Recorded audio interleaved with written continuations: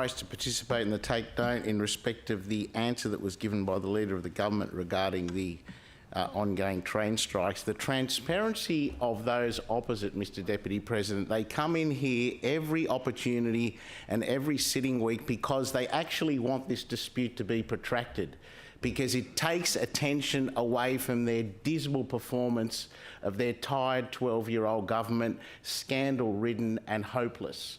Let's just rewind and recite some of the things that have happened in this dispute.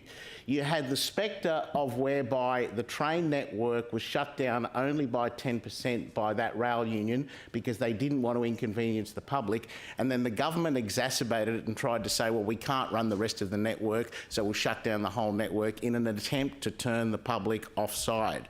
The rail union then withdrew the action and came back and said, what we're going to do is we're going to restore trains to full service and we're going to turn off the Opal card so people can get free travel. Well, guess what? The government didn't like that because the travelling public was about to get their trains restored to full service and free travel. So they object to it in the Fair Work Commission.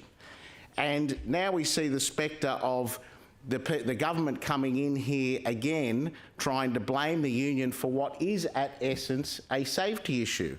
And I just want to relay to those opposite, just in case you think this is a joke, we had an incident happen recently and it was relayed to us by the member for Gosford, our colleague in the lower house, David Harris. And I want to read this out to you, and you might want to listen to this because this is the essence of the dispute. And you've got the deed contingent on the enterprise agreement. You won't fix the trains unless the enterprise agreement's signed off. Now he says here, there's been a lot of criticism of rail unions lately who have been taking action. Their actions are motivated by safety. Here's an example. Jamie is a reluctant hero. He is a train guard and he heard a sound that is not normal as the train was pulling away from the station, the sound of moving ballast. His instincts immediately told him something was wrong. He used the emergency stop function on the train. It turned out it was a young person's leg being run over.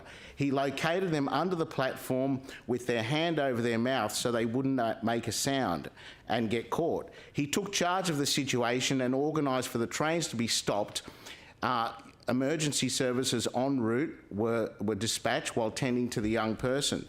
Train guards are important on inner-city train services that stop at unmanned stations. The point is this: the CCTV cameras, which you wanted in the trains without train guards, would not have picked up that particular incident. And because we have guards and because the union has fought for those guards to be on there, those are the sorts of things that we're preventing. And you should be ashamed of yourself to come in here and try and blame those unions for what is at essence a safety issue.